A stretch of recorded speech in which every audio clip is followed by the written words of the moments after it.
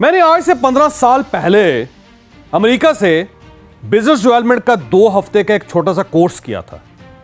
हमें 5 दिन पढ़ाया गया था और हमें इसके बाद 8 दिन के लिए मुख्तलिफ सीईओज के हवाले कर दिया गया था।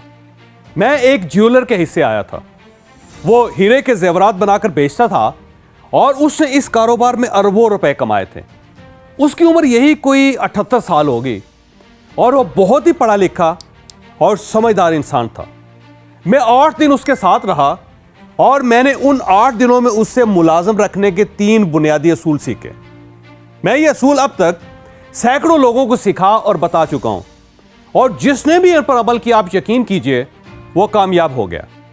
मैं इन असूलों को अपने उस्ताद फ्लिप की वजह से फ्लिप फार्मूला कहता हूं। फ्लिप का कहना था, मैंने पूरी जिंदगी किसी ऐसे शख्स को मुलाजिम नहीं रखा जिसे मैं नौकरी से निकाल ना सकता हूं। आप गौर कीजिए, जिस शख्स को मैं निकाल नहीं सकता मैं उसे मुलाजिम नहीं रखता। हम में से ज्यादातर लोग ये गलती करते हैं कि हम अपने रिश्तेदारों, दोस्तों और बुजुर्गों को मुलाजिम रख लेते हैं और फिर हम पूरी जिंदगी इनसे ब्लैकमेल होते रहते हैं। क्यों? क्योंकि हम इन्हें नौकरी से निकाल नहीं सकते और यूं हमारा पूरा सिस्टम बैठ जाता है। लिहाजा आप भी कभी उस शख्स को जॉब ना दें जिसको आप नौकरी से निकाल ना सकते हो। दूसरा, फ्लिप का कहना था, मुलाजमीन तनख्वाह का साइज देखकर जॉब लेते हैं लेकिन इन्हें रिटेन कंपनी की सहूलतें करती हैं। उसका कहना था, मैं जॉब के शुरू में अपने मुलाजमों को मार्केट से ज्यादा तनख्वाह देता हूं लेकिन वक्त गुजरने के साथ साथ मैं इनकी तनख्वाह में इजाफा नहीं करता, मैं इनकी सहूलतें बढ़ा देता हूं। मसलन मैं इन्हें गाड़ी लेकर दे देता हूं, मकान किराए पर लेकर दे देता हूं, या फिर मैं घर मॉर्गेज करवा देता हूं, या फिर इनके यूटिलिटी बिल्स अपने जिम्मे ले लेता हूं। ये सहूलतें इन्हें नौकरी नहीं छोड़ने देती, ये मेरे पास टिके रहते हैं। आपने गौर किया होगा, हम में से ज्यादातर एम्प्लॉयर्स अपने मुलाजमीन की तनख्वाह बढ़ाते रहते हैं लेकिन मुलाजमीन इसके बावजूद इन्हें छोड़कर चले जाते हैं। क्यों? मैं यहां पे आपको चंद लम्हों के लिए रोकूंगा। इंसान को बचपन से लेकर बुढ़ापे तक 130 किस्म की ट्रेनिंग्स की जरूरत होती है।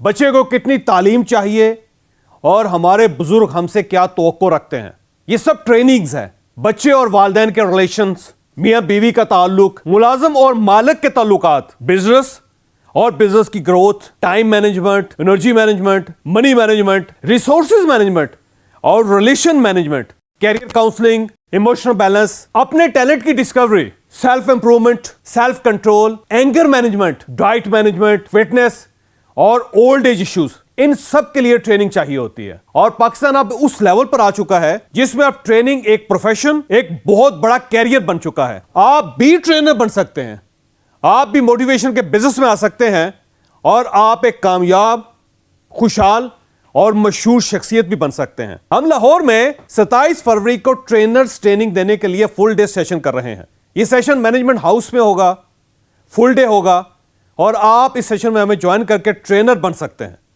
आप हारिस अतीस इन नंबरों पर राब्ता करके अपनी सीट रिजर्व करवा लीजिए।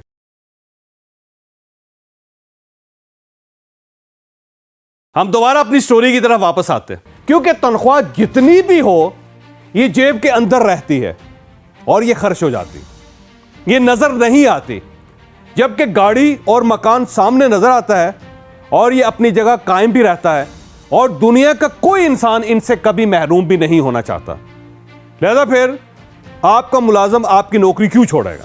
और फ्लिप का तीसरा असूल था, वो अपने मुलाजमीन से फ्री नहीं होता था, वो उनसे सिर्फ काम की बात करता था। वो उन्हें काम देता था और उनसे सिर्फ काम की रिपोर्ट लेता था। वो उनकी फैमिली, उनके बच्चों, कुत्तों, ट्रैफिक और सास की टूटी हुई टांग के बारे में नहीं पूछता था, सिर्फ काम की बात करता था। चुनांचे मुलाजमीन और उसका दोनों का वक्त बच जाता था। आप भी किसी दिन अपना और अपने मुलाजमीन का वक्त निकाल कर देख लीजिए, आपको महसूस होगा आप काम की बात सिर्फ 2 सेकंड में पूरी कर लेते हैं लेकिन आप हाल अहवाल और दसो, सास का क्या हाल है, इसमें 4 घंटे बर्बाद कर देते हैं। हम एक और गलती भी करते हैं, हम अपने मुलाजमीन से दोस्ती लगा लेते हैं और फिर जाहिर है दोस्त काम तो नहीं किया करते, चुनांचे यूं हमारा काम और कारोबार दोनों बर्बाद हो जाते हैं। लिहाजा आज का लेसन यह है, आप कभी वो शख्स मुलाजिम ना रखें जिसे आप निकाल ना सकें। आप मुलाजमों को तनख्वाह के मुकाबले में बरात भी ज्यादा दें और आप मुलाजमों से सिर्फ काम की बात करें। आप इनकी दास्तानें ना सुने, क्योंकि आप जब दास्तान सुनना शुरू कर देते हैं तो वह काम की बजाय दास्तान को अपना काम बना लेते हैं। वो आते हैं, कहानी सुनाते हैं और वापस चले जाते हैं और यूं काम तबाह हो जाता है। आप फर्ज कीजिए आपने अपने ड्राइवर को गाड़ी साफ करने की हिदायत की। आप घंटे बाद उसको बुलाकर पूछते हैं, जफर तुमने गाड़ी साफ की? और वो जवाब में आपको बताता है कि सर मैं बाहर निकला था, मैंने चौकीदार को सोया हुआ देखा था, मैंने उससे पाइप मांगा था, उसने मुझे गाली दे दी थी और हमारी लड़ाई हो गई वगैरह वगैरह। तो आपका रिएक्शन क्या होगा? आपके पास अब दो ऑप्शन है।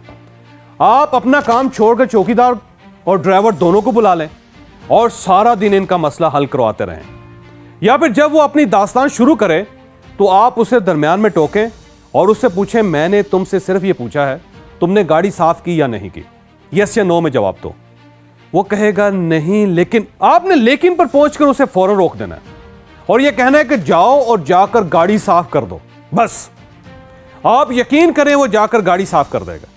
लेकिन अगर आपने उसकी दास्तान सुनना शुरू कर दी तो फिर आपकी गाड़ी भी साफ नहीं होगी और आपको ड्राइवर के साथ साथ चौकीदार की दास्तान भी सुनना पड़ेगी। आप ये बात याद रखें, आपने लोगों को काम के लिए रखा हुआ है, उनकी कहानियां सुनने के लिए नहीं।